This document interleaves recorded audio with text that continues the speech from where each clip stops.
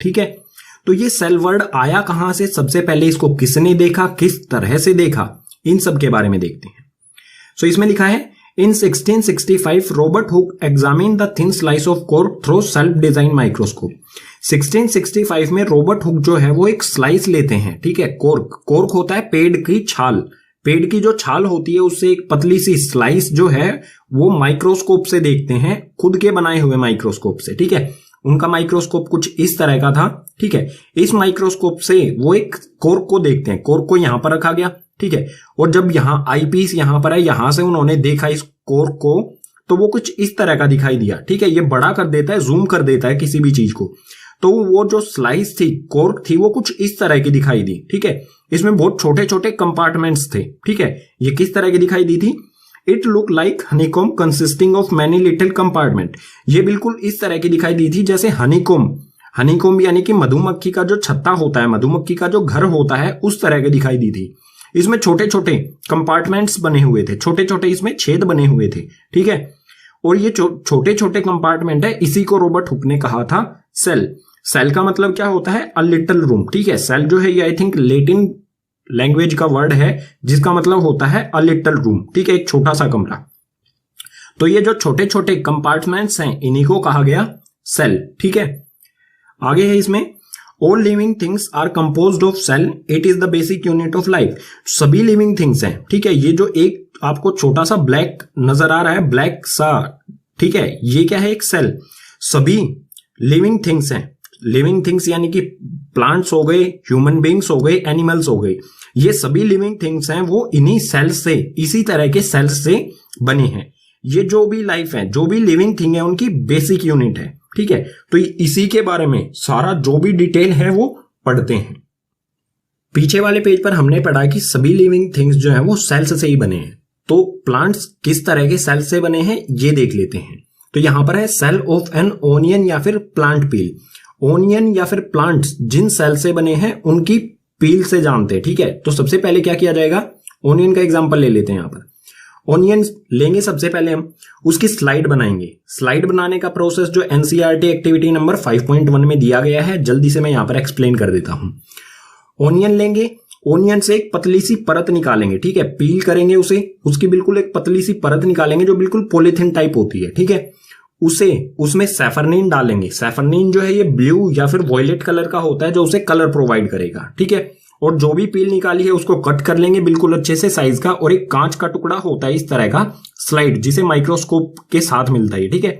तो इसे उस जो भी ओनियन पील है उससे यहां पर रख दिया जाएगा, ठीक है। सपोज कर लीजिए ये ओनियन पील यहां पर रख दी गई है सैफरनीन डालने के बाद, ठीक है। उसके बाद क्या किया जाएगा, एक बिल्कुल इसी तरह का रेक्टेंगुलर पीस होगा ग्लास का, इसके ऊपर ढक दिया जाएगा, ठीक है। उसके बाद इसे माइक्रोस्कोप से देखा जाएगा। तो माइक्रोस्कोप जो भी कंपाउंड माइक्रोस्कोप है उससे ये बिल्कुल इस तरह का दिखाई देगा। ये फिगर दिख रहा है आपको, बिल्कुल ये इस तरह का दिखाई देगा, ठीक है। तो यहां पर आप देख सकते हैं ये जो है ये एक सेल है, ठीक है। ये एक कंपार्टमेंट जो है ये एक सेल है, इसी तरह से ये एक सेल है, एक एक सेल्स यहां पर आपको दिखाई दे रहे हैं। सभी सेल्स के अंदर आपको एक ब्लैक डॉट सा दिखाई दे रहा होगा, ठीक है, डार्क कलर में। इसको कहा जाता है न्यूक्लियस, ठीक है। जो ये डार्क कलर का है इसे कहा जाएगा न्यूक्लियस। और डार्क के अलावा जो ये ब्लू ब्लू खाली जगह दिख रही है, यहां पर होता है एक लिक्विड जिसे कहा जाता है साइटोप्लाज्म, ठीक है। ये तो दिखेगा आपको ओनियन का, बिल्कुल सिमिलर, बिल्कुल इसी से मिलता जुलता। अगर हम किसी प्लांट लीव यानी कि पौधे की कोई पत्ती से हम निकालें, पील करें, उसके ऊपर से एक पतली सी परत निकालें और उसे माइक्रोस्कोप से देखें स्लाइड बनाकर, तो वो हमें कुछ इस तरह का दिखाई देगा, जैसे ये आपको दिख रहा है इस तरह का, ठीक है। ये प्लांट का बिल्कुल सिमिलर होगा ये। इसमें क्या है, यहां पर जो एक सेल है वो कुछ इस तरह का है, ठीक है, बिल्कुल सिमिलर है ये भी और ये भी, ज्यादा डिफरेंस नहीं है। और इसके बीच में जो ये गोल गोल दिखाई दे रहा है आपको, ये क्या है, यहां पर न्यूक्लियस है, ठीक है। इसी तरह से जो यहां पर खाली जगह दिखाई दे रही है आपको, ये है यहां पर साइटोप्लाज्म, एक लिक्विड सा होता है ये, ठीक है। और जो ये बाउंड्री दिखाई दे रही है इसे कहा जाता है प्लाज्मा मेम्ब्रेन, ठीक है। इसी तरह से इसमें भी ये आउटर बाउंड्री है, इसे कहा जाता है प्लाज्मा मेम्ब्रेन, ठीक है। ये एग्जांपल हो गया प्लांट सेल का, ठीक है।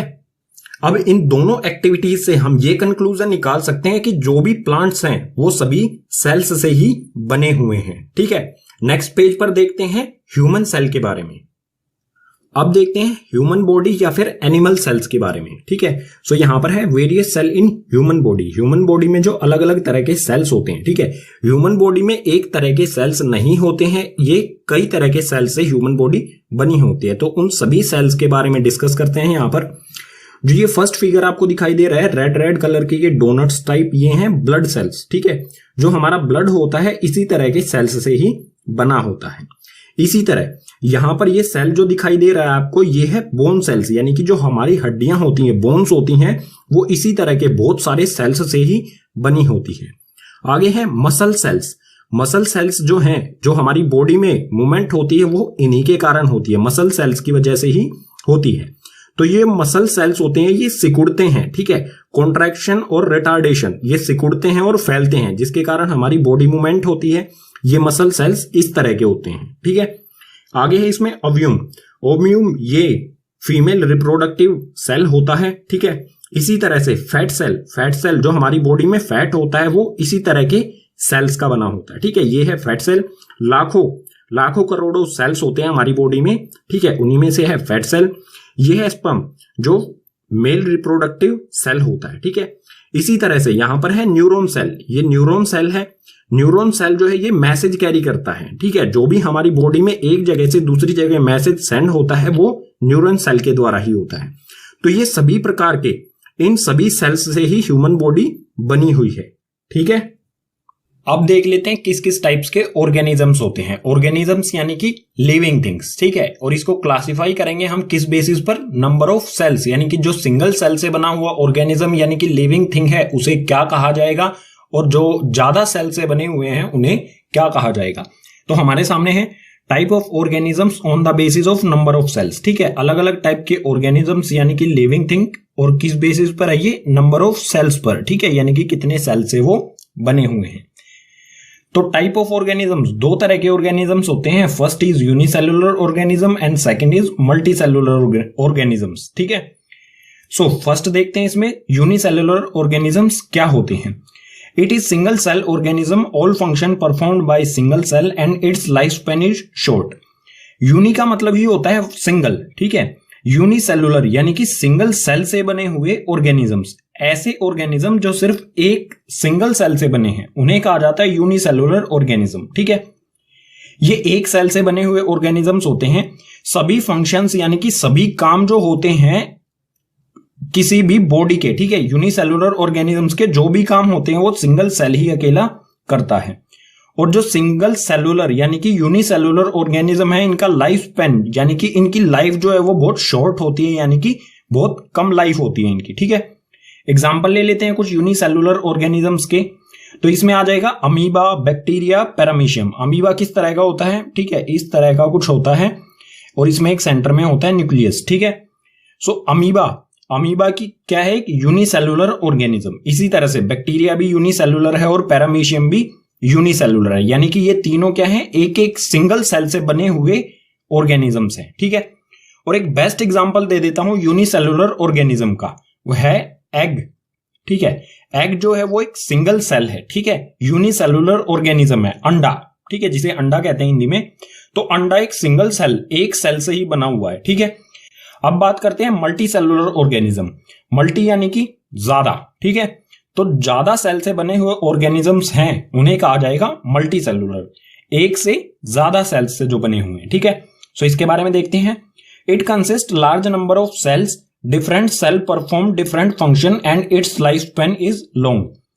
ये लार्ज नंबर ऑफ सेल्स से बने होते हैं, यानी कि बहुत ज्यादा सेल्स से बने होते हैं, और अलग अलग सेल्स का काम क्या होता है, मतलब अलग अलग सेल्स जो है वो अलग अलग फंक्शंस, अलग अलग कार्य करते हैं। जैसे पीछे वाले पेज पर हमने ह्यूमन सेल्स के बारे में पढ़ा था, बोन सेल होता है, न्यूरॉन सेल होता है, ब्लड सेल्स होते हैं, इसी तरह बहुत सारे सेल्स होते हैं।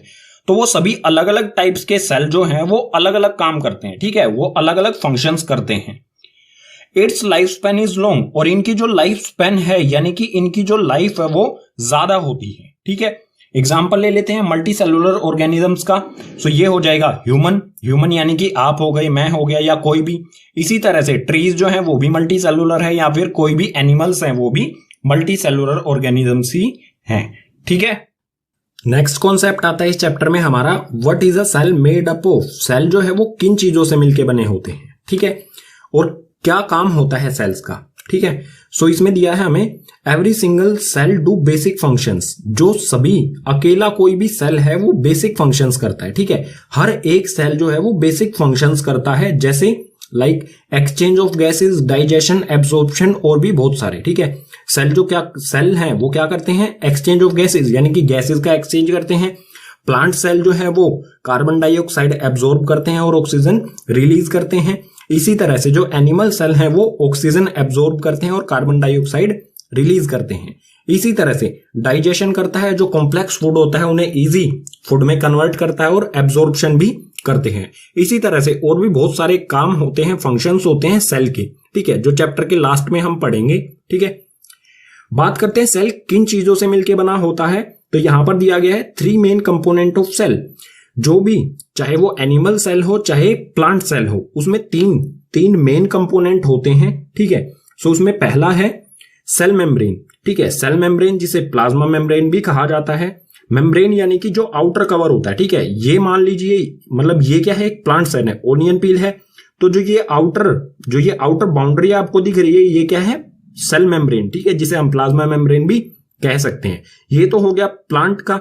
इसी तरह से जो ह्यूमन सेल होता है यानी कि एनिमल सेल होता है, उसके भी बाहर वाली ये आउटर बाउंड्री जो दिख रही है आपको थोड़ा सा डार्क कलर में, ग्रीन में, ये है प्लाज्मा मेम्ब्रेन, ठीक है। आउटर लेयर होती है ये किसी भी सेल की, ठीक है। हर एक सेल की आउटर लेयर, यहां पर आप देख सकते हैं प्लांट सेल में भी आउटर लेयर है और जो एनिमल सेल है उसमें भी आउटर लेयर है, उसे कहा जाएगा प्लाज्मा मेम्ब्रेन या फिर सेल मेम्ब्रेन। सेकंड कंपोनेंट होता है सेल का न्यूक्लियस, ठीक है। न्यूक्लियस के बारे में मैं बता चुका हूं, जो ये डार्क कलर का डॉट होता है सभी सेल्स में होता है, इसे कहा जाता है न्यूक्लियस, ठीक है। ये हो गया प्लांट में। इसी तरह से ये आ गया, ये डार्क कलर का जो ग्रीन दिखाई दे रहा है, ये है एनिमल सेल का न्यूक्लियस, ठीक है। थर्ड है साइटोप्लाज्म। साइटोप्लाज्म क्या होता है, जो ये खाली जगह होती है, इसमें एक जेली टाइप लिक्विड होता है, ठीक है। जेली टाइप लिक्विड होता है जिसे कहा जाता है साइटोप्लाज्म। इसी तरह से जो ये ओनियन पील है, ठीक है, सॉरी ओनियन की स्लाइड है, ओनियन सेल है, इसमें भी जो ये ब्लू खाली जगह दिखाई दे रही है, यहां पर भी क्या है, साइटोप्लाज्म है, ठीक है।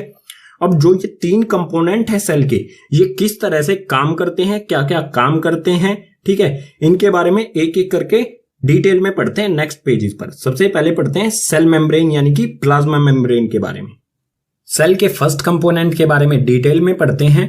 सेल का फर्स्ट कंपोनेंट जो है उसे कहा जाता है सेल मेम्ब्रेन, या फिर हम इसे प्लाज्मा मेम्ब्रेन भी कह सकते हैं या फिर प्लाज्मा लेमा भी कह सकते हैं, ठीक है। इसमें हमें फर्स्ट पॉइंट दिया है, it is the boundary of each cell which separates the cytoplasm from the surroundings. ये जो है बाउंड्री होती है, ठीक है, सभी सेल्स की ये बाउंड्री होती है, जो कि जो साइटोप्लाज्म होता है, जेली टाइप ये लिक्विड होता है, इसको सराउंडिंग से, बाहरी वातावरण से बचाए रखता है, ठीक है। आगे है present in both animal cell and plant cell.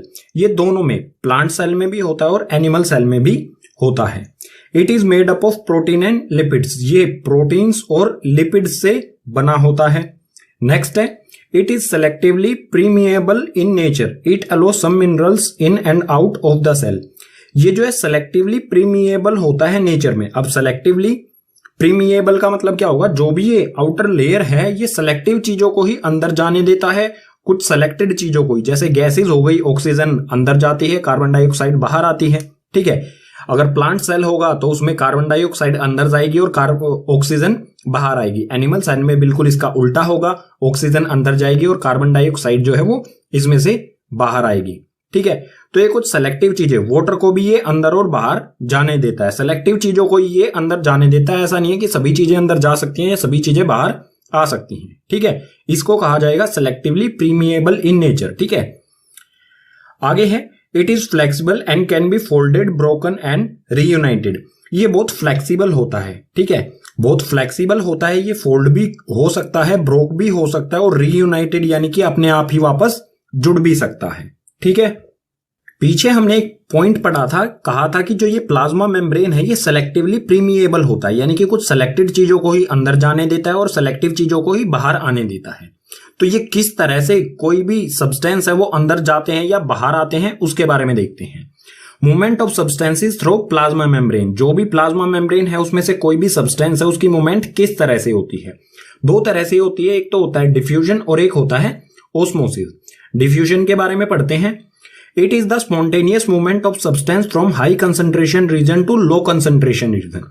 ये अचानक से हुआ मूवमेंट होता है किसी भी सब्सटेंस का, ठीक है, जिनको ये आउटर लेयर जो है प्लाज्मा मेम्ब्रेन अलाउ करता है, ठीक है, वो उनकी स्पॉन्टेनियस मूवमेंट होती है हाई कंसंट्रेशन रीजन से लो कंसंट्रेशन रीजन में। यानी कि हमेशा क्या होगा, हाई कंसंट्रेशन रीजन से लो कंसंट्रेशन रीजन की तरफ मूवमेंट होगी किसी भी सब्सटेंस की। समझते हैं इसे। मान लीजिए यहां पर देखो, यहां पर दिया गया oxygen and carbon dioxide can move across the cell membrane. जो ये सेल मेम्ब्रेन है या फिर इसे प्लाज्मा मेम्ब्रेन भी कह सकते हैं, इससे ऑक्सीजन और कार्बन डाइऑक्साइड इधर से उधर दोनों साइड, अंदर से बाहर और बाहर से अंदर जा सकती हैं। अब अंदर कब जाएगी और बाहर कब आएगी ये भी देखना होगा। तो मान लीजिए ऑक्सीजन का कंसंट्रेशन बाहर ज्यादा है, ठीक है, ऑक्सीजन का कंसंट्रेशन बाहर ज्यादा है और अंदर जो है ऑक्सीजन का कंसंट्रेशन कम है। तो हमेशा क्या होगा, हाई कंसंट्रेशन से ऑक्सीजन जो बाहर हाई कंसंट्रेशन है तो ये जाएगी अंदर की तरफ, ठीक है। हमेशा हाई कंसंट्रेशन से लो कंसंट्रेशन यानी कि बाहर से अंदर जाएगी। अगर अंदर ऑक्सीजन का कंसंट्रेशन ज्यादा होता, बाहर कम होता, तो अंदर से बाहर आएगी, ठीक है। तो जो डिफ्यूजन है इसमें क्या होता है, डिफ्यूजन में exchange of gases, plasma membrane जो है गैसेस जो भी ऑक्सीजन या कार्बन डाइऑक्साइड हैं इनको अलाउ करता है अंदर और बाहर इसमें से क्रॉस करने के लिए, ठीक है। इसमें बहुत छोटे छोटे पोर्स होते हैं, बहुत बहुत छोटे रोम छिद्र जिसे हम कहेंगे, ठीक है। आगे है ओस्मोसिस। ओस्मोसिस क्या होता है, the movement of water molecule through plasma membrane called osmosis. जिस तरह से डिफ्यूजन में गैसेस जाती हैं, ठीक है, ओस्मोसिस में क्या होता है, वाटर की मूवमेंट होती है प्लाज्मा मेम्ब्रेन से। ये जो आउटर लेयर है प्लाज्मा मेम्ब्रेन, इसमें से वाटर हाई कंसंट्रेशन से, जो ये है कंसंट्रेशन रीजन वाला कॉन्सेप्ट हमारा सेम रहेगा। हाई कंसंट्रेशन, अगर वाटर का हाई कंसंट्रेशन बाहर ज्यादा है तो अंदर जाएगा वाटर, अगर अंदर ज्यादा है तो बाहर आएगा। हमेशा क्या होगा, हाई कंसंट्रेशन रीजन से लो कंसंट्रेशन रीजन की तरफ कोई भी सब्सटेंस, चाहे वो गैसेस हो चाहे वाटर हो, ठीक है, मूवमेंट करेंगे। तो इसे जो ये ओस्मोसिस है, ओस्मोसिस को एक और नाम से जाना जाता है डिफ्यूजन ऑफ सोलवेंट के नाम से, ठीक है। प्लाज्मा मेम्ब्रेन से जो भी मूवमेंट होती है किसी भी सब्सटेंस की, उसमें तीन कंडीशन होंगी। उन तीनों कंडीशन को समझते हैं एक एक्टिविटी से। सो ये है what happen when cell put in water solution of sugar और सोल्ट। एक वाटर सॉल्यूशन बनाया जाएगा या तो शुगर का या फिर सोल्ट का। अगर इस सॉल्यूशन में वाटर, या इसमें हम ले लेते हैं शुगर, ठीक है, वाटर और शुगर का सॉल्यूशन है, ठीक है, पानी में चीनी को घोल दिया गया है। इस सॉल्यूशन में अगर सेल को डाला जाए तो क्या होगा, ठीक है, तीन कंडीशन होगी। फर्स्ट कंडीशन क्या होगी, सेल के अंदर का कंसंट्रेशन ज्यादा हो, बाहर जो वाटर है उसका कंसंट्रेशन कम हो, तो क्या होगा और इस सॉल्यूशन को क्या कहा जाएगा। इसी तरह सेकंड कंडीशन क्या होगी, जितना अंदर कंसंट्रेशन है वाटर का उतना ही बाहर हो, तो क्या होगा और इस सॉल्यूशन को क्या कहा जाएगा। थर्ड कंडीशन होगी, बाहर कंसंट्रेशन ज्यादा हो और अंदर कंसंट्रेशन कम हो, तो क्या होगा, ठीक है। और थर्ड कंडीशन में भी जो सॉल्यूशन होगा उसको क्या कहा जाएगा, ठीक है। तो तीनों को समझते हैं डेफिनेशंस के साथ। So type of solution on the basis of concentration. जो भी सॉल्यूशन है, जो भी ये वाटर और शुगर का सॉल्यूशन है, इनके कंसंट्रेशन के अकॉर्डिंग समझते हैं क्या होगा, ठीक है। जो भी सॉल्यूशन है उसका नाम क्या होगा। तो फर्स्ट है हाइपरटोनिक सॉल्यूशन। हाइपरटोनिक सॉल्यूशन की डेफिनेशन दी गई है यहां पर, concentration of solution outside the cell is less than inside the cell. जो सॉल्यूशन, जो भी वाटर और शुगर का सॉल्यूशन है, इसमें वाटर का कंसंट्रेशन जो है वो कम हो, ठीक है, कम हो सेल से। सेल में मतलब क्या कह रहा है, सेल में ज्यादा हो, बाहर कम हो। तो जो मूवमेंट होगी वो क्या होगी, जो भी अंदर पानी है सेल के वो बाहर की तरफ जाएगा, ठीक है। ये ग्रीन एरो जो शो कर रहा है ये क्या कर रहा है, वाटर जो है, पानी जो है वो बाहर जाएगा। और अगर इसमें से पानी बाहर जाएगा सेल में से, तो क्या होगा, due to this cell lose water and shrink. ये सेल जो है वो पानी को गवा देगा, ठीक है, पानी ये लूज करेगा और श्रिंक यानी कि सिकुड़ जाएगा, ठीक है।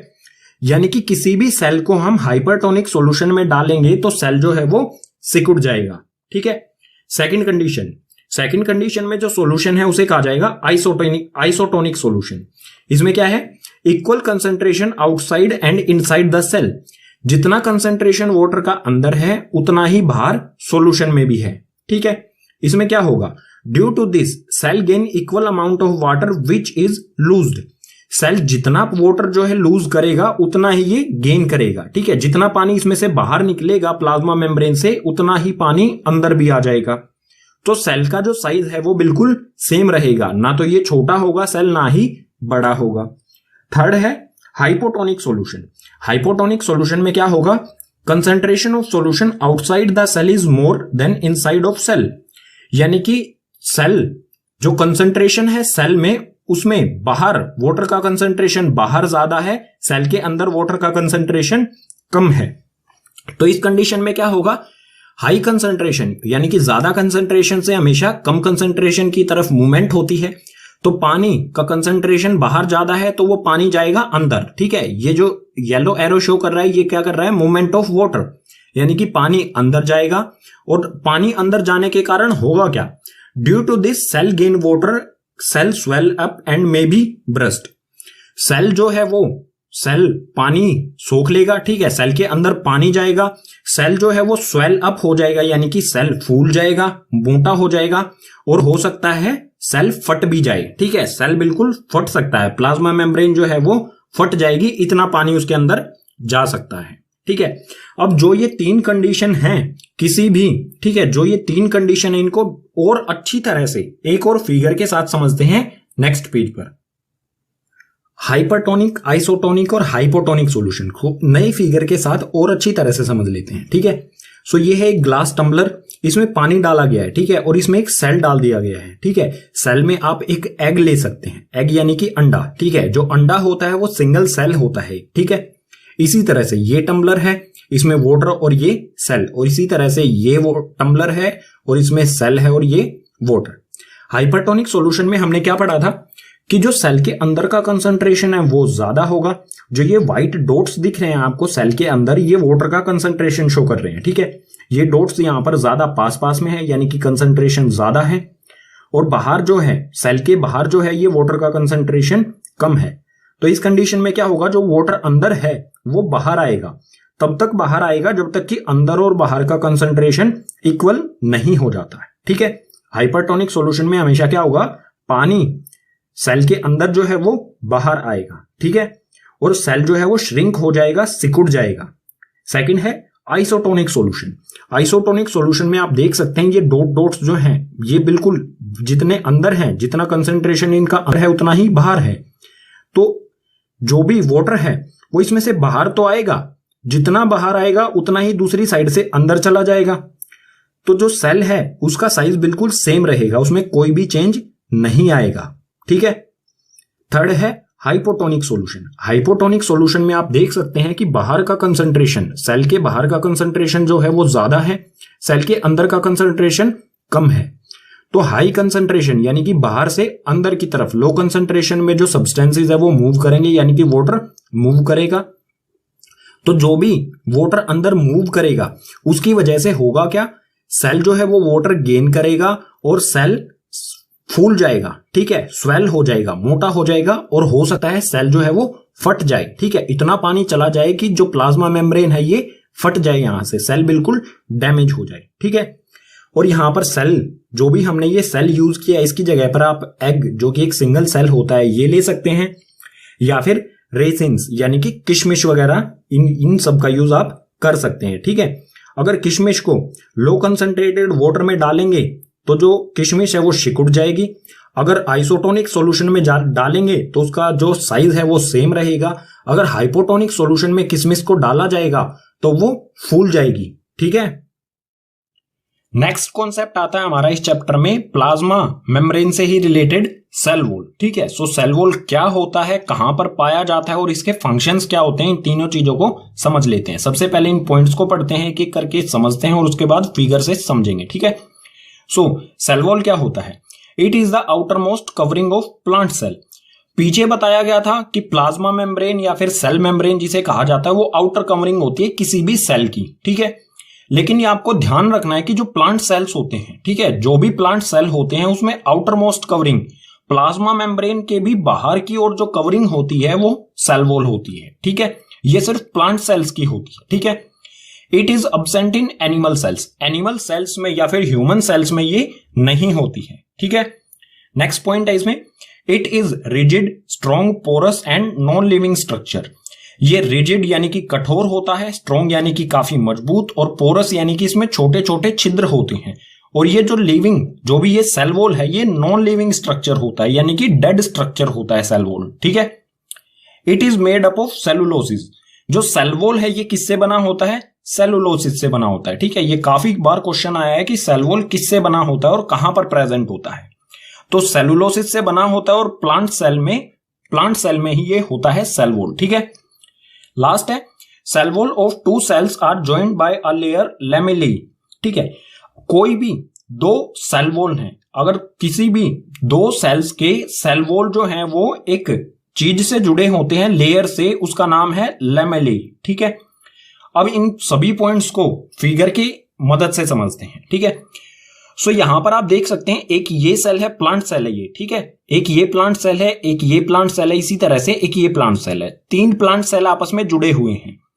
आप यहां पर देखेंगे कि ये एक येलो सी लेयर है, ठीक है। ये जो मैं बना रहा हूं व्हाइट, ये यहां पर येलो सी एक लेयर है। ये है प्लाज्मा मेम्ब्रेन, ठीक है।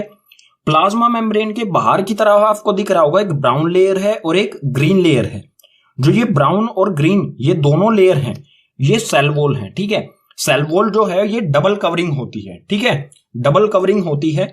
ये प्राइमरी होता है, सॉरी ये ग्रीन जो है ये प्राइमरी होता है और ये ब्राउन जो है ये सेकेंडरी वॉल होती है, ठीक है। इन दोनों से मिलके बनती है सेल वॉल, ठीक है। यानी कि ये ब्राउन और ग्रीन जो है ये क्या है? सेल वॉल है। और ये सिर्फ प्लांट सेल्स में ही होती है, ठीक है। और लैमेली क्या होता है? लैमेली देखो, ये सेल और ये सेल, इन तीनों सेल के बीच में क्या है? सेल वॉल से आप यहां पर देखेंगे ऑरेंज सा एक सब्सटेंस दिख रहा है, ठीक है। ऑरेंज सा यहां पर एक मटेरियल दिख रहा है ऑरेंज कलर का। जो सभी सेल वॉल, इस सेल की जो वॉल है और इस सेल की वॉल है, इसके बीच में ये ऑरेंज सा मटेरियल है, जिससे दोनों सेल वॉल्स आपस में जुड़े हुए हैं, उसे ही कहा जाता है लैमेली, ठीक है। यहां पर आप देख सकते हैं ये सेल वॉल और ये सेल वॉल यहां पर ऑरेंज से सब्सटेंस से जुड़ी हुई है, तो ये ही है लैमेली। ये तो हो गया सेल वॉल क्या है और कहां पर पाई जाती है। अब इसके फंक्शंस देखते हैं नेक्स्ट पेज पर। अब है फंक्शंस ऑफ सेल वॉल। जो भी सेल वॉल है उसके क्या क्या कार्य होते हैं, क्या क्या काम होते हैं सेल में, ठीक है। सो इसमें फर्स्ट है, it provide definite shape to the cell. जो भी प्लांट सेल होता है उसको ये एक निश्चित आकार प्रोवाइड करती है, ठीक है। डेफिनेट शेप प्रोवाइड करती है किसी भी प्लांट सेल को। नेक्स्ट है, it provide strength to the cell. ये किसी भी प्लांट सेल को स्ट्रेंथ यानी कि मजबूती प्रदान करती है, ठीक है। मजबूती किस तरह से प्रदान करती है इसे समझ लेते हैं। अगर किसी प्लांट सेल को हाइपोटोनिक सॉल्यूशन में डाला जाए, हाइपोटोनिक सॉल्यूशन क्या होता है? जिसमें कंसंट्रेशन बाहर ज्यादा होता है, सेल के अंदर कम होता है। अगर किसी एनिमल सेल को डाला जाएगा तो जो वाटर है वो सेल के अंदर जाएगा और सेल वो है स्वेल अप हो जाएगा, यानी कि फूल जाएगा और फट भी जाएगा। लेकिन प्लांट सेल में ऐसा नहीं होता है। अगर प्लांट सेल को किसी हाइपोटोनिक सॉल्यूशन में डाला जाएगा, वाटर अंदर तो जाएगा लेकिन सेल जो है वो ब्रस्ट यानी कि ब्लास्ट फटेगा नहीं, क्योंकि जो सेल वॉल है उसे बचाती है फटने से, ठीक है। क्योंकि ये काफी मजबूत होती है और डेड सेल्स मतलब डेड होती है ये, इसलिए ये फूलने नहीं देती है सेल्स को, ठीक है। नेक्स्ट है, इट इज परमिएबल एंड अलो। ये अलो दो बार आ गया, ठीक है। दोबारा से पढ़ लेते हैं। It is permeable and allow substances of different sizes.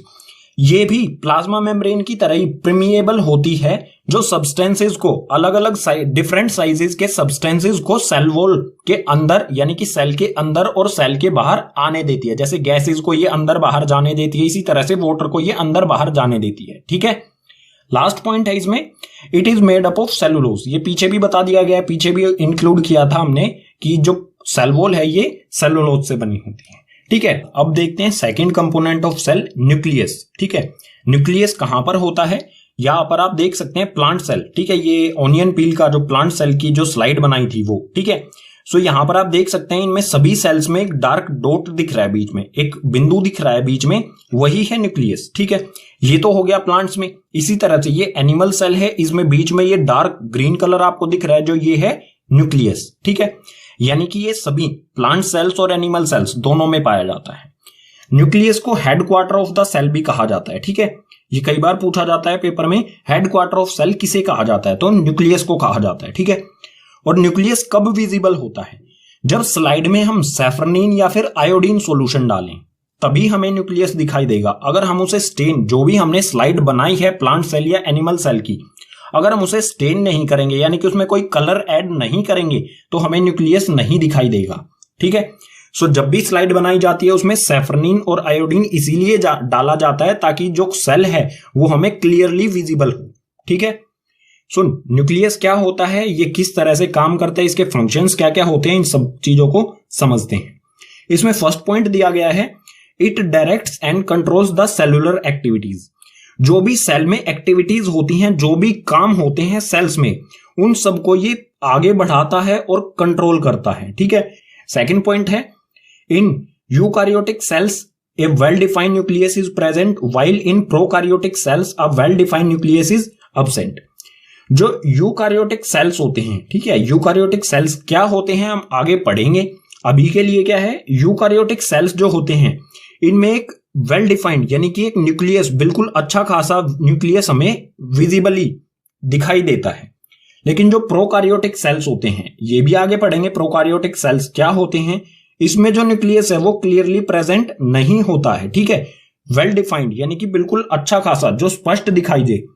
Eukaryotic sales में बिल्कुल स्पष्ट न्यूक्लियस दिखाई देता है, लेकिन प्रोकारियोटिक सेल्स में स्पष्ट न्यूक्लियस नहीं होता है, क्लियर नहीं होता है, ठीक है। नेक्स्ट है इसमें, it has A double layer covering called nuclear membrane.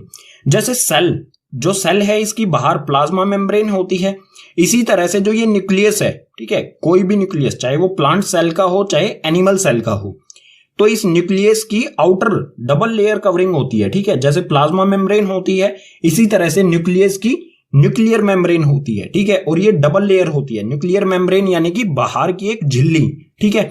यहां पर एक डबल लेयर झिल्ली होती है जो भी न्यूक्लियस है उसकी।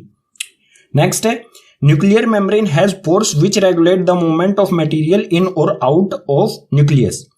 जो ये न्यूक्लियस मेम्ब्रेन होती है, ठीक है, न्यूक्लियस के चारों ओर एक मेम्ब्रेन यानी कि झिल्ली होती है डबल लेयर वाली। तो जो भी ये झिल्ली होती है इसमें छोटे छोटे छेद होते हैं, ठीक है, पोर्स यानी कि छोटे छोटे छिद्र होते हैं जो रेगुलेट करते हैं, जो व्यवस्थित करते हैं किसी भी तरह की जो भी मटेरियल्स होते हैं उनके मूवमेंट की, ठीक है। यानी कि न्यूक्लियर मेम्ब्रेन का काम की बिल्कुल कुछ इसी तरह से प्लाज्मा मेम्ब्रेन की तरह ही, ठीक है। प्लाज्मा मेम्ब्रेन क्या करती है, बाहर से सेल के अंदर क्या जाएगा, बाहर क्या जाएगा, इन सब चीजों को रेगुलेट करता है। और न्यूक्लियर मेम्ब्रेन क्या करता है, न्यूक्लियस से साइटोप्लाज्म में और साइटोप्लाज्म से न्यूक्लियस में क्या जाएगा, इन सब चीजों को रेगुलेट करता है, ठीक है। न्यूक्लियस के बारे में नेक्स्ट पॉइंट दिया है हमें, inside nuclear membrane it contain nucleus, chromosomes and chromatin material. जो भी न्यूक्लियर मेम्ब्रेन होती है उसके अंदर, ठीक है, न्यूक्लियर मेम्ब्रेन बता चुका हूं, जो सेल न्यूक्लियस होता है उसकी आउटर डबल लेयर जो कवरिंग होती है उसके अंदर की तरफ, यानी कि न्यूक्लियस में क्या क्या चीजें होती हैं, न्यूक्लियस होता है, क्रोमोसोम्स होते हैं और क्रोमेटिन मटेरियल होता है। ये तीन चीजें पाई जाती हैं किसी भी न्यूक्लियस के अंदर, चाहे वो प्लांट सेल का है चाहे एनिमल सेल का है। अब ये तीनों चीज होती क्या है, न्यूक्लियस तो होता है इसमें एक लिक्विड टाइप, क्रोमोसोम्स और क्रोमेटिन मटेरियल क्या होता है। तो इस नेक्स्ट पॉइंट जो दिया है वो क्रोमेटिन मटेरियल के बारे में ही है। So chromatin material consist of DNA and protein. जो क्रोमेटिन मटेरियल है ये किन चीजों से बना होता है, डीएनए यानी कि डीऑक्सीराइबो न्यूक्लिक एसिड, ठीक है, डीएनए की फुल फॉर्म होगी डीऑक्सीराइबो न्यूक्लिक एसिड। ये कई बार पूछ ली जाती है एक नंबर में, तो इसे याद कर लें। जो क्रोमेटिन मटेरियल है वो डीएनए और प्रोटीन से बना होता है, ठीक है। और जो ये क्रोमेटिन मटेरियल है इसका स्ट्रक्चर जो है वो थ्रेड होता है, ठीक है, धागा समझते हैं, थ्रेड जैसा इसका स्ट्रक्चर होता है धागे की तरह, ठीक है। नेक्स्ट है क्रोमोसोम्स। क्रोमोसोम्स किस तरह के होते हैं, इसका स्ट्रक्चर कैसा होता है, रोड समझते हैं, जैसे लोहे की रोड होती है या प्लास्टिक की रोड होती हैं, उसी तरह का क्रोमोसोम्स का स्ट्रक्चर होता है। और ये क्रोमोसोम्स जो हैं ये क्रोमेटिन मटेरियल से ही बने होते हैं, ठीक है, क्रोमोसोम्स क्रोमेटिन मटेरियल से बने होते हैं, ठीक है। Chromosomes contain information of inheritance of future from parent to next generation. आपने सुना होगा डीएनए टेस्ट के बारे में, ठीक है, कई बार सुना होगा, कुछ भी मूवीज वगैरह जो होती हैं उनमें सुना होगा DNA test. So DNA chromatin material में होता है और क्रोमेटिन मटेरियल से बने होते हैं क्रोमोसोम्स।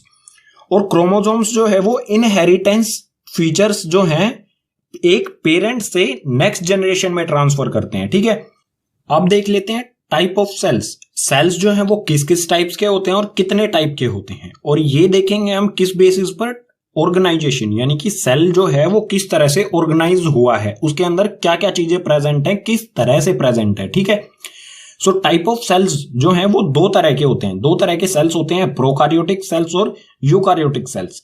सो ये प्रोकार्योटिक सेल और यूकार्योटिक सेल्स हम न्यूक्लियस के कुछ पॉइंट्स पढ़ रहे थे, उसमें हमने देखा था।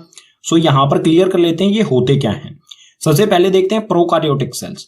प्रोकार्योटिक सेल्स में हमें दिया है वेरी माइन्यूट इन साइज। जो भी प्रोकार्योटिक सेल्स होते हैं इनका साइज बहुत छोटा होता है। ठीक है, माइन्यूट यानी कि बहुत छोटा होता है। आगे है nuclear region not surrounded by nuclear membrane.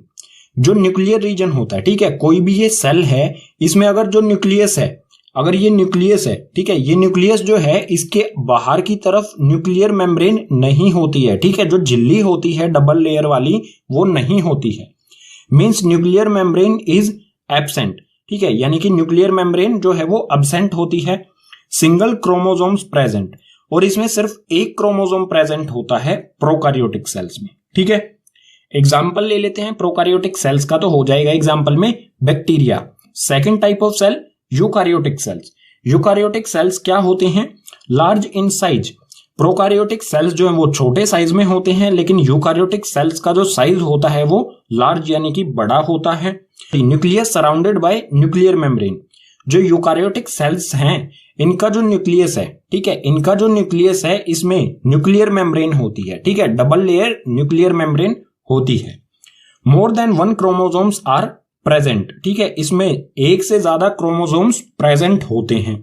अगर एग्जाम्पल की बात करें इसमें यूकार्योटिक सेल्स में, तो एग्जाम्पल हो जाएगा अमीबा, ह्यूमन, एनिमल और प्लांट। इन सभी amoeba, human cell, animal cells और प्लांट सेल्स, ये सभी यूकार्योटिक सेल्स होते हैं। ठीक है, first component of cell plasma membrane और second component of cell nucleus के बारे में पढ़ने के बाद अब देखते हैं थर्ड कंपोनेंट ऑफ सेल जो होता है साइटोप्लाज्म। साइटोप्लाज्म के बारे में मैंने बताया था कि ये जेली टाइप लिक्विड होता है। ठीक है, मतलब ये एक्चुअल में जेली टाइप नहीं होता, थोड़ा थोड़ा होता है। सो साइटोप्लाज्म कहां पर प्रेजेंट होता है? ये दोनों सेल्स में होता है, एनिमल सेल्स में भी और प्लांट सेल्स में भी। ये आपको एक सेल दिखाई दे रहा है प्लांट सेल में। ठीक है, ये ओनियन पील का जो हमने बनाई थी स्लाइड उसका। ठीक है, सो ये जो खाली जगह दिखाई दे रही है, ठीक है, ब्लू से कलर की जो खाली जगह दिखाई दे रही है, यहां पर होता है लिक्विड जिसे कहा जाता है साइटोप्लाज्म। इसी तरह से जो एनिमल सेल होता है उसमें भी ये खाली जगह जो दिखाई दे रही है ये होता है साइटोप्लाज्म में, कि ये लिक्विड होता है एक तरह से। ठीक है, सो देख लेते हैं इसके बारे में। The liquid part of the cell in which the other organelles float is called cytoplasm. जो लिक्विड पार्ट होता है सेल का जिसमें अलग अलग ऑर्गेनल्स फ्लोट यानी कि तैर रहे होते हैं उसे कहा जाता है साइटोप्लाज्म। अब बात करते हैं ऑर्गेनल्स क्या होते हैं। जैसे हमारी बॉडी होती है इसमें बहुत सारे ऑर्गन्स होते हैं, जैसे हार्ट हो गया, ब्रेन हो गया, लीवर हो गया, किडनी हो गया।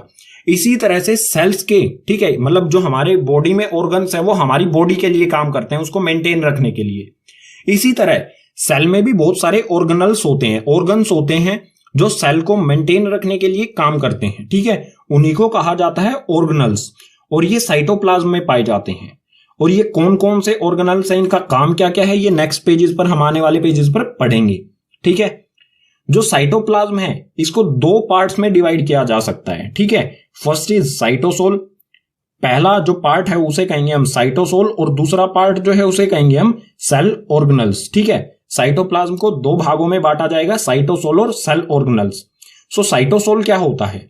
The aqueous component of cytoplasm. Cytosol जो है ये एक्वस कंपोनेंट होता है। एक्वस यानी कि पानी। ठीक है, एक्वस का मतलब होता है वाटर। सो पानी वाला जो कंपोनेंट होता है उसे कहा जाता है साइटोसोल। और सेल ऑर्गेनल्स के बारे में मैं बता चुका हूं, फिर डेफिनेशन भी देख लेते हैं इसकी। These are the internal organ of the cell responsible for carrying out specific job to keep the cell alive. ये सेल के इंटरनल ऑर्गन्स होते हैं। ठीक है, किसी भी सेल के अंदर जो ऑर्गन्स होते हैं जो सेल के अलग अलग स्पेसिफिक जॉब्स, यानी कि अलग अलग जो ऑर्गेनल्स है उनका अलग अलग स्पेसिफिक वर्क है उनका, ठीक है, जो सेल को जिंदा रहने के लिए कुछ स्पेसिफिक वर्क्स करते हैं, उन्हीं को कहा जाता है सेल ऑर्गेनल्स, और ये साइटोप्लाज्म में प्रेजेंट होते हैं। ठीक है, अब है आपके लिए क्वेश्चन। ठीक है, क्वेश्चन फॉर यू, क्वेश्चन यहां पर लिखा गया है, इसे अच्छी तरह से पढ़ें और समझें। अगर आपको इसका आंसर आता है, काफी इंपॉर्टेंट क्वेश्चन है, तो कमेंट बॉक्स सेक्शन में इसका आंसर दे। क्वेश्चन मैं पढ़ देता हूं। Why viruses do not show characteristics of life until they enter in living body? जो वायरसेस होते हैं वो तब तक लाइफ के कैरेक्टर शो क्यों नहीं करते हैं, तब तक कि वो लिविंग बॉडी में एंटर ना कर जाए। ठीक है, चैप्टर में नेक्स्ट कॉन्सेप्ट है हमारा सेल ऑर्गेनल्स। सेल ऑर्गेनल्स, जैसे हमारी बॉडी, ह्यूमन बॉडी के अंदर अलग अलग ऑर्गन्स होते हैं, लीवर हो गया, किडनीज हो गई, ब्रेन हो गया, हार्ट हो गया, इसी तरह सेल के अंदर भी ऑर्गेनल्स होते हैं जो सेल के लिए स्पेसिफिक काम करते हैं। ठीक है, अलग अलग काम जो है सेल के, वो किए जाते हैं सेल ऑर्गेनल्स के द्वारा। सो इसके बारे में दिया है, living part of the cell having definite shape, structure and functions bounded by plasma membrane. जो सेल ऑर्गेनल्स होते हैं वो लिविंग पार्ट होता है। ठीक है, लिविंग होते हैं ये, डेफिनेट शेप यानी कि एक निश्चित शेप होती है, स्ट्रक्चर एक अच्छा खासा ढांचा होता है, और इनका एक निश्चित काम होता है। ठीक है, सबका अलग अलग काम होता है, स्पेसिफिक होता है, और ये सारे किसके अंदर होते हैं, प्लाज्मा मेम्ब्रेन के अंदर ही होते हैं सभी ऑर्गेनल्स। बात की जाए टोटल कितने ऑर्गेनल्स होते हैं, तो ये आई थिंक 10 के आसपास ऑर्गेनल्स होते हैं सेल के अंदर, लेकिन हमारे सिलेबस में हम पढ़ेंगे सिर्फ 6 के बारे में। ठीक है, क्योंकि सिलेबस में 6 ही दिए गए हैं। तो सबसे पहला सेल ऑर्गेनल है एंडोप्लाज्मिक रेटिकुलम, इसकी शॉर्ट फॉर्म होती है ER। ठीक है, ER stands for endoplasmic reticulum. Second है गोल्जी एपरेटस, इसे गोल्जी कॉम्प्लेक्स भी कहा जाता है। थर्ड है लाइसोसोम्स, फोर्थ है माइटोकॉन्ड्रिया, फिफ्थ है प्लास्टिड्स, और सिक्स्थ है वैक्यूल्स। टोटल 6 सेल ऑर्गेनल्स के बारे में हम पढ़ेंगे, इन सभी के बारे में। ठीक है, इसके अलावा एक और वर्ड आता है इसमें, राइबोसोम्स। राइबोसोम्स क्या होते हैं, इससे कई बार क्वेश्चन आता है, तो इन सभी को पढ़ने के बाद देखेंगे राइबोसोम्स क्या होते हैं। ठीक है, अब इनको एक एक करके पढ़ने से पहले जो भी प्लांट सेल है और जो भी एनिमल सेल है, उनमें ये सभी ऑर्गेनल्स कहां पर प्रेजेंट होते हैं, इनका स्ट्रक्चर कैसा होता है, ये सारी चीजें देख लेते हैं। ठीक है, सबसे पहले देखते हैं प्लांट सेल। प्लांट सेल में जो भी ऑर्गेनल्स हैं या कंपोनेंट्स हैं कहां कहां पर पाए जाते हैं। जब किसी प्लांट सेल को इलेक्ट्रॉन माइक्रोस्कोप से देखा जाएगा तो वो उसका स्ट्रक्चर कुछ इस तरह का दिखाई देगा, जैसा ये फिगर हमें सामने दिखाई दे रहा है। ठीक है, इसमें सबसे बाहर की तरफ जो है ये है सेल वॉल, इसके अंदर की तरफ जो है ये है, अंदर ग्रीन वाली ये है प्लाज्मा मेम्ब्रेन, अंदर ये बड़ा सा स्ट्रक्चर है ये है न्यूक्लियस, और इसके पास में जो ये स्मॉल छोटा सा डॉट है इसे कहा जाता है लाइसोसोम्स। इसके पास में ये जो पैरेलल सी लाइंस हैं, ठीक है, ये जो पैरेलल सी लाइन है ये है गोल्जी एपरेटस। उसके बाद ये बड़ा सा स्ट्रक्चर जो है ग्रीन कलर का, ये है क्लोरोप्लास्ट, जो कि प्लास्टिड का टाइप है। ठीक है, यहां पर भी है ये क्लोरोप्लास्ट, यहां पर भी है, यहां पर भी है, और यहां पर भी है। ठीक है, आगे है एंडोप्लाज्मिक रेटिकुलम। जो ये न्यूक्लियस है, इसके इस तरफ में भी, इस तरफ में भी, इस तरफ में भी, और इस तरफ में भी ये स्ट्रक्चर जो दिखाई दे रहा है आपको, एक जाल सा, ठीक है, ये क्या है, एंडोप्लाज्मिक रेटिकुलम, या फिर कहें ER। ये जो आपको दिखाई दे रहा है ऑरेंज से कलर का, ये है माइटोकॉन्ड्रिया, या फिर इसे माइटोकॉन्ड्रियन भी कहा जाता है। ठीक है, और उसके अलावा जो ये सभी ऑर्गेनल्स हैं, जिस चीज में भी ये हैं, उसे कहा जाएगा साइटोप्लाज्म। ठीक है, जिसके बारे में हम पीछे वाले पेज पर ही पढ़ा था। एक और चीज बच जाती है इसमें, राइबोसोम्स। राइबोसोम्स जो है ये एंडोप्लाज्मिक रेटिकुलम, जो ये एंडोप्लाज्मिक रेटिकुलम है, इसके ऊपर छोटे छोटे डॉट्स होते हैं। ठीक है, एंडोप्लाज्मिक रेटिकुलम का यहां पर मैं स्ट्रक्चर बनाता हूं। ठीक है, ये कुछ इस तरह का स्ट्रक्चर होता है एंडोप्लाज्मिक रेटिकुलम का।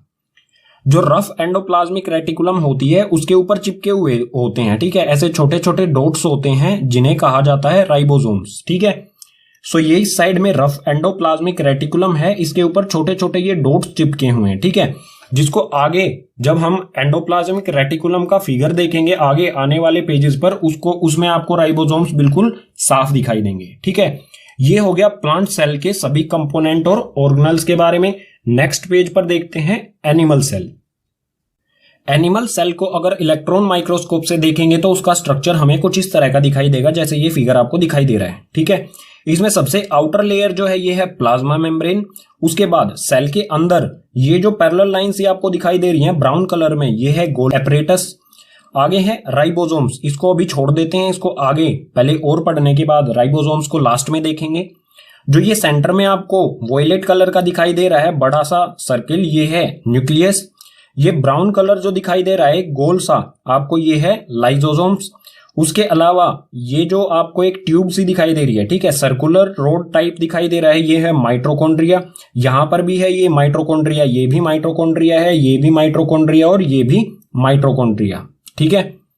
इसके बाद जो ये न्यूक्लियस है, इस न्यूक्लियस के बाहर आपको कुछ इस तरह का स्ट्रक्चर दिखाई दे रहा होगा, ठीक है। इस तरफ में भी, इस तरफ में भी इस तरह का जो स्ट्रक्चर है, इस साइड में भी और इस साइड में भी, इसे कहा जाता है ER यानी कि एंडोप्लाज्मिक रेटिकुलम, जो कि प्लांट सेल में भी कुछ इसी तरह का स्ट्रक्चर बना रहा था, ठीक है। और जिस लिक्विड में ये सारे जो ऑर्गेनल्स हैं या फिर कंपोनेंट हैं उसे कहा जाता है साइटोप्लाज्म, ठीक है। अब एक कंपोनेंट हमने छोड़ दिया था राइबोसोम्स। राइबोसोम्स भी बिल्कुल जैसे प्लांट सेल में जो एंडोप्लाज्मिक रेटिकुलम होता है, इसके ऊपर आप देखेंगे ध्यान से तो छोटे छोटे गोल गोल डॉट्स दिखाई देंगे आपको, ठीक है। इस तरह के डॉट्स लगे होते हैं इस पे एंडोप्लाज्मिक रेटिकुलम पे, जैसे मैंने यहां पर अभी बनाए हैं इस पे, ठीक है।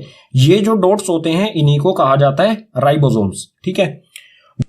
अब स्टडी करते हैं एक एक करके सभी ऑर्गेनल्स के बारे में। शुरू करते हैं एंडोप्लाज्मिक रेटिकुलम से। एंडोप्लाज्मिक रेटिकुलम क्या होता है? It is the network of membranes present in cytoplasm. These are present in eukaryotic cells. Endoplasmic reticulum जो है ये मेम्ब्रेन्स का, ठीक है, ये मेम्ब्रेन्स का एक नेटवर्क होता है। जो भी मेम्ब्रेन यानी कि झिल्ली जो है उनका एक जाल होता है जो कि साइटोप्लाज्म में प्रेजेंट होता है, और ये पाया जाता है यूकारियोटिक सेल्स में। यूकारियोटिक सेल्स यानी कि जो वेल डिफाइंड न्यूक्लियस होता है, ठीक है, उनमें ये पाया जाता है। आगे है ER is of two types। ER यानी कि एंडोप्लाज्मिक रेटिकुलम। एंडोप्लाज्मिक रेटिकुलम दो तरह का होता है, पीछे वाले पेज पर बता चुका हूं, SER और RER, ठीक है। फर्स्ट टाइप ये और सेकंड टाइप ये। SER का मतलब क्या होगा? स्मूथ एंडोप्लाज्मिक रेटिकुलम, ठीक है, और इसी तरह से RER का मतलब होगा रफ एंडोप्लाज्मिक रेटिकुलम। अब SER और RER इन दोनों रेटिकुलम्स में क्या डिफरेंस है और क्या कॉमन है, ये दोनों चीजें यहां पर लिखी गई हैं। SER यानी कि स्मूथ एंडोप्लाज्मिक रेटिकुलम क्या होता है? It is made up of tubules. It help in manufacturing of fat molecules, steroid, lipids, ribosomes are absent. जो स्मूथ एंडोप्लाज्मिक रेटिकुलम होता है ये ट्यूबुल्स से बना होता है। ट्यूबुल्स क्या होते हैं? बिल्कुल पतली पतली नलियां, ठीक है, जैसे पाइप होती है इसी तरह से ट्यूबुल्स होती हैं, लेकिन ये बहुत इनमें मतलब बहुत कम स्पेस होता है अंदर की तरफ, ठीक है। ये हेल्प करता है किस किस चीज के मैन्युफैक्चर यानी कि बनाने में, फैट मॉलिक्यूल्स के बनाने में, स्टीरॉइड्स के बनाने में और लिपिड्स के बनाने में SER हेल्प करता है। और SER में राइबोसोम्स जो है ये अब्सेंट होते हैं। अब राइबोसोम्स क्या होते हैं ये हम चैप्टर के लास्ट कॉन्सेप्ट है, ठीक है। राइबोसोम्स जो है ये चैप्टर का लास्ट कॉन्सेप्ट है। वैसे बता देता हूं, राइबोसोम्स जो है वो वहां पर प्रोटीन मैन्युफैक्चर होता है, ठीक है। जो भी सेल को प्रोटीन चाहिए होता है वो सभी प्रोटीन जो है वो राइबोसोम्स में ही बनता है, ठीक है, मेन फंक्शन होता है इसका ये। अब आते हैं RER यानी कि रफ एंडोप्लाज्मिक रेटिकुलम पर। इसमें दिया है it is made up of vessels, help in manufacturing of proteins and contain ribosomes on its surface. RER यानी कि रफ एंडोप्लाज्मिक रेटिकुलम जो है ये वेसल से बना होता है। ये इसका मतलब ये हेल्प करता है प्रोटीन के मैन्युफैक्चर में, ठीक है, प्रोटीन बनाने में ये हेल्प करता है। और इसमें राइबोसोम्स होते हैं, ठीक है। जो भी ये RER है इसके सरफेस पर राइबोसोम्स होते हैं। स्मूथ एंडोप्लाज्मिक रेटिकुलम में राइबोसोम्स नहीं होते हैं। RER यानी कि रफ एंडोप्लाज्मिक रेटिकुलम में राइबोसोम्स होते हैं, ठीक है। और राइबोसोम्स कहां पर होते हैं? RER के सरफेस पर यानी कि सतह पर, ठीक है। अब है फंक्शंस ऑफ ER के फंक्शंस यानी कि कार्य। जो भी एंडोप्लाज्मिक रेटिकुलम है वो क्या कार्य करता है सेल में। फर्स्ट पॉइंट दिया है इसमें, transport material between cytoplasm and nucleus. सबसे पहला और मुख्य काम क्या है एंडोप्लाज्मिक रेटिकुलम का? ये कोई भी मटेरियल या फिर कोई भी सब्सटेंस है साइटोप्लाज्म से न्यूक्लियस में या फिर न्यूक्लियस से साइटोप्लाज्म में पहुंचाता है, ठीक है, ट्रांसपोर्ट करता है किसी भी तरह के मटेरियल या सब्सटेंस को। सेकंड है it provide space for biochemical activities. Endoplasmic reticulum में बहुत सारी बायोकेमिकल एक्टिविटीज होती हैं। बायोकेमिकल एक्टिविटीज यानी कि केमिकल रिएक्शंस, ठीक है। बहुत सारे केमिकल रिएक्शंस जो है वो एंडोप्लाज्मिक रेटिकुलम में ही होते हैं। आगे है it help in synthesise of fat, steroids, cholesterol. Endoplasmic reticulum में क्या क्या चीजें बनती हैं या क्या क्या चीजें इससे मतलब एंडोप्लाज्मिक रेटिकुलम से क्या क्या चीजें उत्पन्न होती हैं, फैट्स हो गए, स्टेरॉइड्स हो गए, और ये सारी चीजें एंडोप्लाज्मिक रेटिकुलम में ही बनती हैं। ठीक है, एक और पॉइंट है इसमें, it help in detoxification of poisonous product. Most important point है ये क्या कह रहा है कि जो भी पॉइजनस प्रोडक्ट्स होते हैं, पॉइजनस प्रोडक्ट यानी कि जो सेल को नुकसान पहुंचाने वाले प्रोडक्ट्स हैं, ठीक है, जो सेल को डैमेज कर सकते हैं, उनका ये डिटॉक्सिफिकेशन कर देता है, यानी कि उन्हें सिंपल प्रोटीन्स में चेंज कर देता है, सिंपल सब्सटेंसेस में चेंज कर देता है। जो भी जहरीले तत्व होते हैं सेल के अंदर उनको सिंपल सब्सटेंसेस में चेंज कर देता है। ठीक है, आगे 2-3 लाइन्स और दी गई हैं, इनको भी समझ लेते हैं। Some of the protein and lipids help in building cell membrane and this process is known as membrane biogenesis। जो भी ER स्मूथ एंडोप्लाज्मिक रेटिकुलम या फिर रफ एंडोप्लाज्मिक रेटिकुलम में जो भी प्रोटीन्स या लिपिड्स बनते हैं उनकी मदद से जो है मेम्ब्रेन बनती है। ठीक है, सेल मेम्ब्रेन, जो आउटर मेम्ब्रेन होती है, प्लाज्मा मेम्ब्रेन जिसे कहा जाता है, वो बनती है, और इसी प्रोसेस को कहा जाता है मेम्ब्रेन बायोजेनेसिस। ठीक है, यानी कि जो मेम्ब्रेन है वो मजबूत रहती है, किसकी वजह से, एंडोप्लाज्मिक रेटिकुलम की वजह से। आगे है protein also send to various places in cell depending on need. Endoplasmic reticulum का एक और काम दिया गया है यहां पर, ये क्या करता है, प्रोटीन को भेजता है अलग अलग जगह पर, सेल में अलग अलग जगह पर जहां जितनी जरूरत होती है। ठीक है, और ये सिर्फ एंडोप्लाज्मिक रेटिकुलम अकेला नहीं करता है, ये हेल्प लेता है गोल्जी एपरेटस की, जिसके बारे में हम पढ़ते हैं नेक्स्ट पेज पर। सेल का सेकंड ऑर्गेनल है गोल्जी एपरेटस। गोल्जी एपरेटस को गोल्जी कॉम्प्लेक्स भी कहा जाता है और ये नाम इनकी खोज करने वाले कैमिलियो गोल्जी के नाम पर ही पड़ा है। ठीक है, सो गोल्जी एपरेटस क्या होता है, it is a system of tubules and membrane bound vesicles arrange parallel to each other in stacks called सिस्टर्न्स।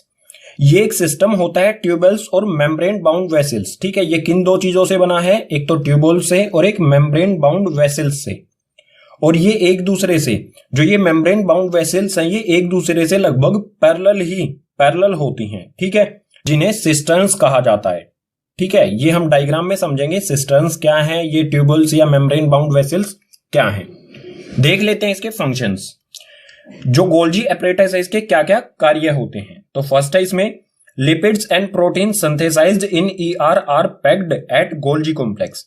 जो भी लिपिड्स और प्रोटीन्स बनता है ER यानी कि एंडोप्लाज्मिक रेटिकुलम में, जो भी लिपिड्स या प्रोटीन बने हैं उनको पैक करने का काम करता है गोल्जी एपरेटस। ठीक है, नेक्स्ट है transport material inside and outside the cell.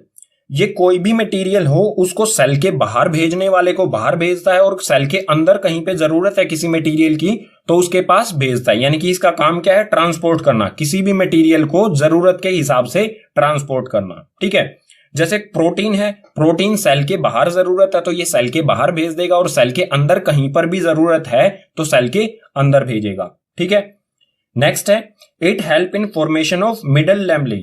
हमने प्लांट सेल की जो सेल वॉल होती है, दो प्लांट सेल की सेल वॉल जो जुड़ी होती है वो किससे जुड़ी होती है, लैमेलाe से, ये हमने पढ़ा था। तो मिडल लैमेलाe जो बनती है वो इसी गोल्जी एपरेटस की वजह से ही बनती है। ठीक है, ये गोल्जी एपरेटस मदद करता है मिडल लैमेलाe को बनाने में। ठीक है, अब जो भी एंडोप्लाज्मिक रेटिकुलम है और गोल्जी एपरेटस हैं, ये किस तरह से काम करते हैं डायग्राम की मदद से समझ लेते हैं नेक्स्ट पेज पर। डायग्राम से समझते हैं जो ER यानी कि एंडोप्लाज्मिक रेटिकुलम है और जो गोल्जी एपरेटस है वो किस तरह से काम करते हैं।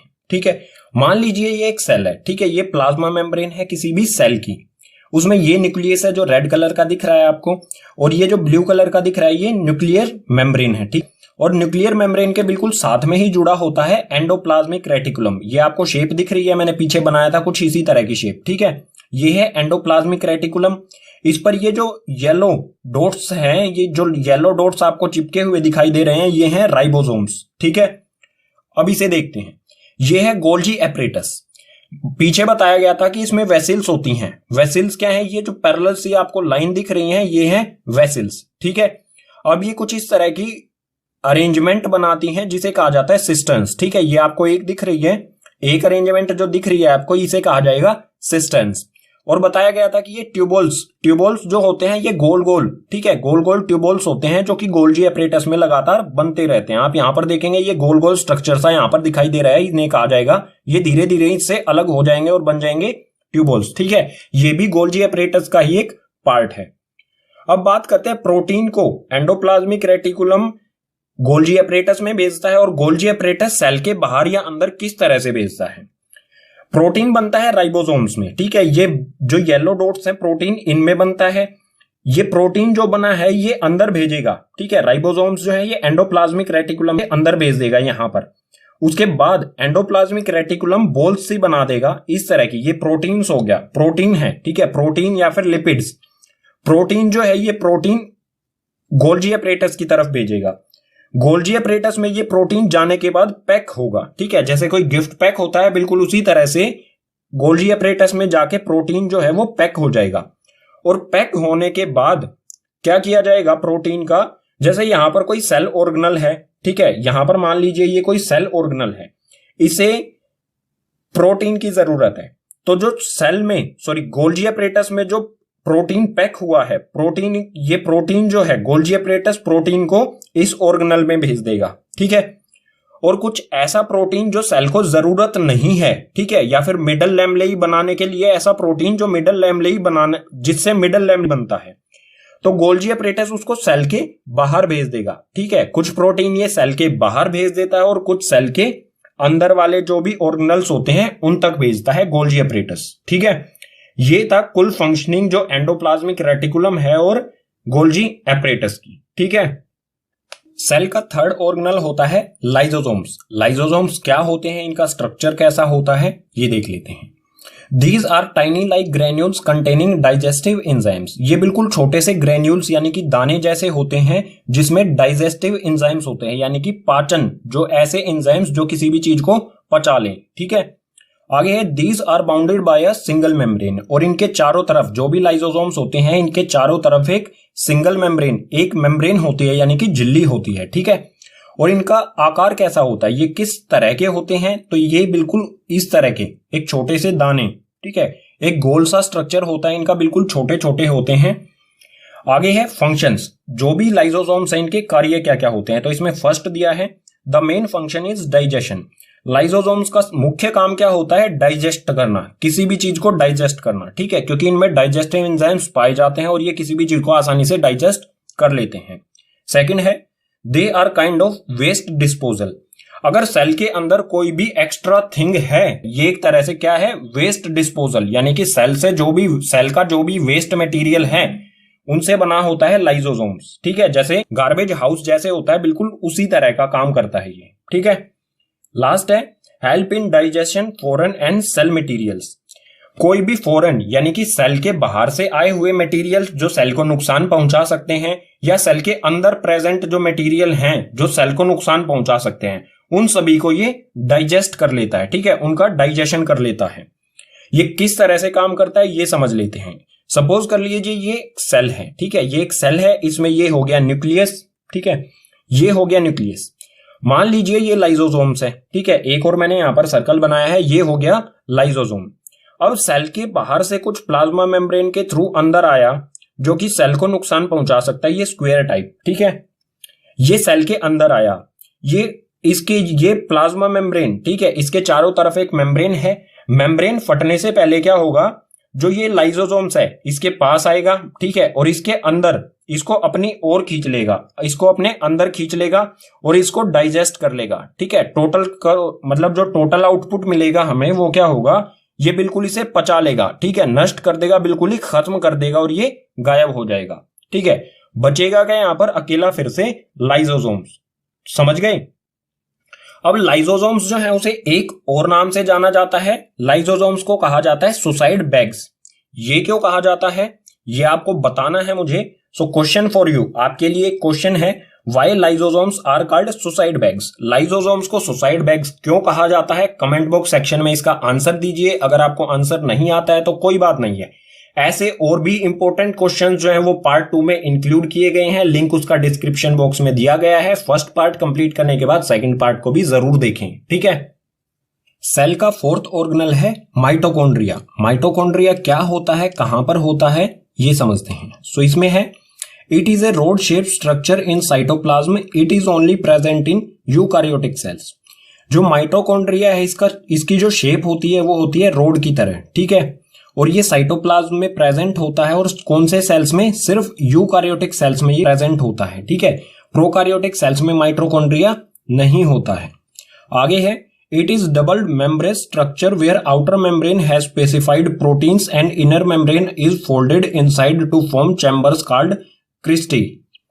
इसमें दो मेम्ब्रेन होती हैं, डबल मेम्ब्रेन होती है, एक तो बाहर वाली मेम्ब्रेन जो प्रोटीन से बनी होती है और एक अंदर वाली मेम्ब्रेन जो फोल्ड होती है, ठीक है। और फोल्ड होके ये क्या बनाती है, चैम्बर्स, जिसे क्रिस्टी कहा जाता है, ठीक है। माइटोकॉन्ड्रिया का डायग्राम भी इंपॉर्टेंट है, एग्जाम में आ सकता है, तो इसे भी ध्यान से देखें। ये है माइटोकॉन्ड्रिया, ठीक है। माइटोकॉन्ड्रिया में ये है आउटर मेम्ब्रेन, ठीक है, ये जो रेड रेड कलर की दिख रही है ये है आउटर मेम्ब्रेन। और इनर मेम्ब्रेन जो ये आपको वॉयलेट दिख रहा है, अंदर जो वॉयलेट सब्सटेंस दिख रहा है, ठीक है, इसके बाहर जो व्हाइट व्हाइट है, ठीक है, व्हाइट व्हाइट एक लेयर सी दिख रही है, ये है इनर मेम्ब्रेन, ठीक है। आउटर मेम्ब्रेन बनी है प्रोटीन से और इनर मेम्ब्रेन जो है ये फोल्ड है, ठीक है, यहां पर आप देख सकते हैं ये फोल्ड है। फोल्ड होके ये क्या बना रही है, क्रिस्टी, ठीक है, चैम्बर्स, ठीक है, ये एक चैम्बर हो गया, ये एक चैम्बर हो गया, तो ये बना रही है क्रिस्टी, चैम्बर्स बना रही है, ठीक है। इसके अलावा इसमें खुद का डीएनए भी होता है माइटोकॉन्ड्रिया का। यहां पर आपको ये दिख रहा है बिल्कुल इस तरह से, ये है डीएनए, यहां पर भी और यहां पर भी, ठीक है। और जो ये येलो डॉट्स इसमें दिखाई दे रहे हैं आपको, ये है राइबोसोम्स। माइटोकॉन्ड्रिया के खुद का डीएनए और राइबोसोम्स होते हैं, ठीक है। नेक्स्ट पेज पर माइटोकॉन्ड्रिया के बारे में कुछ और पॉइंट्स दिए गए हैं, उन्हें भी देखते हैं। सो माइटोकॉन्ड्रिया का नेक्स्ट पॉइंट है it is also called power house of the cell और स्टोरेज बैटरी। जो माइटोकॉन्ड्रिया है इसको दो और नामों से जाना जाता है, उसमें है power house of the cell, ठीक है, और स्टोरेज बैटरी। ये दोनों माइटोकॉन्ड्रिया के ही नाम हैं, ठीक है। आगे है माइटोकॉन्ड्रिया के फंक्शंस, यानी कि माइटोकॉन्ड्रिया के क्या क्या कार्य होते हैं। इसमें फर्स्ट है its main function is to produce and store the energy in the form of ATP. इसका मेन जो काम है वो क्या करना है, एनर्जी प्रोड्यूस करना और एनर्जी को स्टोर करना, ठीक है। किस फॉर्म में स्टोर करता है ये एनर्जी को, एटीपी। एटीपी यानी कि एंडिनोसिन ट्रीफॉस्फेट, ठीक है, एटीपी की फुल फॉर्म हो जाएगी एंडिनोसिन ट्रीफॉस्फेट के फॉर्म में ये एनर्जी को स्टोर करके रखता है, ठीक है। नेक्स्ट है it have their own DNA and ribosomes. जो माइटोकॉन्ड्रिया है उसके खुद का डीएनए होता है और खुद का राइबोसोम्स होते हैं, ठीक है। और माइटोकॉन्ड्रिया अकेला ऐसा ऑर्गेनल है सेल में जो खुद के लिए अपने आप ही प्रोटीन बना सकता है। इसे और किसी चीज पर डिपेंड, और किसी ऑर्गेनल पर प्रोटीन के लिए डिपेंड नहीं रहना पड़ता, ठीक है, क्योंकि इसके पास अपने खुद के राइबोसोम्स होते हैं और राइबोसोम्स ही बनाते हैं प्रोटीन, ठीक है। सेल का फिफ्थ ऑर्गेनल है प्लास्टिड्स। प्लास्टिड्स क्या होते हैं, कहां पर पाए जाते हैं, इसमें दिया गया है हमें these are present only in plant cell, it have their own DNA. जो प्लास्टिड्स हैं ये सिर्फ प्लांट सेल्स में ही पाए जाते हैं, यानी कि एनिमल सेल्स में ये नहीं होते हैं, सिर्फ प्लांट सेल्स में। और इनका खुद का डीएनए होता है, ठीक है, खुद का डीएनए प्लास्टिड्स का भी होता है और माइटोकॉन्ड्रिया का भी होता है। प्लास्टिड्स तीन तरह के होते हैं, ठीक है, 3 टाइप्स ऑफ प्लास्टिड। इसमें सबसे पहला टाइप है ल्यूकोप्लास्ट, ठीक है, सेकंड टाइप है क्रोमोप्लास्ट और थर्ड टाइप है क्लोरोप्लास्ट। अब ये क्या होते हैं, ये किस तरह का होता है, ल्यूकोप्लास्ट किस तरह का होता है, colour white found in underground parts. जो ल्यूकोप्लास्ट है इसका कलर व्हाइट होता है और ये सेल के अंडरग्राउंड पार्ट्स में पाए जाते हैं, ठीक है, यानी कि सेल के कहीं बीच में पाया जाता है। सेकंड है क्रोमोप्लास्ट। क्रोमोप्लास्ट जो है इसका कलर रेड या ब्राउन कलर का होता है। ये जो है जो भी सेल है उसकी लेयर पर पाया जाता है, ठीक है, ऊपर की तरफ। नेक्स्ट है क्लोरोप्लास्ट। क्लोरोप्लास्ट जो है ये इसका कलर ग्रीन होता है और फाउंड इन एरियल पार्ट्स। ये एरियल यानी कि ऊपर वाले हिस्सों में पाया जाता है। ये दोनों क्रोमोप्लास्ट और क्लोरोप्लास्ट दोनों ये एरियल पार्ट्स में ही पाए जाते हैं किसी भी प्लांट सेल के, ठीक है। अब देखते हैं प्लास्टिड के फंक्शंस। फंक्शंस यानी कि क्या क्या कार्य होते हैं प्लास्टिड्स के। सो प्लास्टिड के 3 टाइप होते हैं। तीनों टाइप्स के जो प्लास्टिड्स हैं वो क्या क्या काम करते हैं, तो सबसे पहले है क्लोरोप्लास्ट और क्रोमोप्लास्ट। क्लोरोप्लास्ट और क्रोमोप्लास्ट जो है ये फोटोसिंथेसिस करते हैं, यानी कि सेल के लिए खाना बनाते हैं, ठीक है। खाना बनाने में इनका बहुत इंपॉर्टेंट रोल होता है, ठीक है। फोटोसिंथेसिस का मतलब आप समझते ही होंगे, जो प्लांट्स हैं वो अपने लिए खाना बनाते हैं फोटोसिंथेसिस प्रोसेस से। नेक्स्ट है ल्यूकोप्लास्ट, जो प्लास्टिड का एक टाइप है ल्यूकोप्लास्ट, उसका काम क्या होता है? It is storage of materials such as starch, oils, protein and granules. ये क्या करता है? स्टोर करता है। इसका मेन काम क्या होता है? स्टोरेज का। किसी भी मटेरियल को स्टोर करता है, जैसे कि स्टार्च को स्टोर करना हो गया, ऑयल्स को स्टोर करना होगा, या फिर प्रोटीन ग्रेन्यूल्स यानी कि प्रोटीन के दाने छोटे छोटे, उनको स्टोर करता है ल्यूकोप्लास्ट। ठीक है, ये हो गए प्लास्टिड्स के कार्य। सेल का सिक्स्थ ऑर्गेनल है वैक्यूल्स। वैक्यूल्स क्या होते हैं? These are membrane bound region in the cytoplasm containing water, amino acid, sugar, various organic acid and some proteins. Vacuoles जो है ये मेम्ब्रेन बाउंड रीजन होता है, एक ऐसा एरिया होता है जिसके चारों तरफ एक झिल्ली होती है यानी कि मेम्ब्रेन होती है। ठीक है, ये साइटोप्लाज्म में होता है। और इसके अंदर क्या क्या होता है? वैक्यूल्स के अंदर वाटर यानी कि पानी, एमिनो एसिड, शुगर यानी कि चीनी या फिर कहीं स्टार्च होता है। ठीक है, वेरियस ऑर्गेनिक, और भी बहुत सारे ऑर्गेनिक एसिड्स होते हैं, और कुछ प्रोटीन्स भी इसके अंदर होते हैं। आगे है vacuoles are small size in animal cell while plant cell have very large vacuoles. Vacuoles जो है एनिमल सेल में इनका साइज बहुत छोटा, स्मॉल यानी कि छोटा होता है। अगर बात की जाए प्लांट सेल में, तो प्लांट सेल में बहुत बड़े, वेरी लार्ज वैक्यूल्स, बहुत बड़े वैक्यूल्स होते हैं। ठीक है, आगे है in single celled like amoeba vacuoles contain the food item. अगर कोई सिंगल सेल है, जैसे कि अमीबा हो गया, पैरामीशियम हो गया, या फिर और भी जो सिंगल सेल हैं, उसमें जो वैक्यूल्स होते हैं वहां पर फूड आइटम होता है। ठीक है, वहां पर ये सारी चीजें वाटर, अमीनो एसिड वगैरह नहीं होती, वहां पर क्या होता है? फूड आइटम्स होते हैं। ठीक है, वैक्यूल्स के कार्य देखते हैं, फंक्शंस के बारे में देखते हैं। तो इसमें दिया गया है स्टोरेज ऑफ मटेरियल्स। वैक्यूल्स का काम क्या होता है? जो भी स्टोरेज, ठीक है, मटेरियल्स हैं उनको स्टोर करना। जैसे यहां पर आपको दिख रहा है water, amino acid, sugar, various organic या फिर प्रोटीन, और यहां पर सिंगल सेल में फूड आइटम्स, इन सभी को स्टोर करना मुख्य काम होता है वैक्यूल्स का। इसके अलावा आगे दिया गया है important role in expelling excess of water. अगर किसी सेल में पानी एक्सेस है, ठीक है, पानी ज्यादा है, तो उसको भी स्टोर करना इसी का काम होता है वैक्यूल्स का। ठीक है, एक्सेस वाटर यानी कि अगर सेल में ज्यादा पानी हो जाए तो वो एक्सपेल, निकल के वो वैक्यूल्स में चला जाता है। ठीक है, वैक्यूल्स उसे अपने अंदर आने देता है और सेल को बिल्कुल मेंटेन रखने की कोशिश करता है। ठीक है, सेल के सभी 6 ऑर्गेनल्स पढ़ने के बाद हमने इनमें एक चीज नोटिस की कि एक वर्ड आता है राइबोसोम्स। ठीक है, जो एंडोप्लाज्मिक रेटिकुलम में भी आया था, माइटोकॉन्ड्रिया में भी आया था। ये क्या होता है इसके बारे में भी देख लेते हैं। सो यहां पर है राइबोसोम्स। राइबोसोम्स के बारे में हमें दिया है it is A minute particle consisting of RNA. ये एक छोटा सा पार्टिकल होता है जो कि आरएनए से बना होता है। ठीक है, और आरएनए की फुल फॉर्म क्या होती है? Ribonucleic acid. ठीक है, इसकी फुल फॉर्म याद कर लीजिए, 1 मार्क्स में आती है। जो राइबोसोम्स है वो आरएनए यानी कि राइबोन्यूक्लिक एसिड से बना होता है। ठीक है, ribosomes are the main site of protein synthesis. Ribosomes main जगह होती है प्रोटीन बनने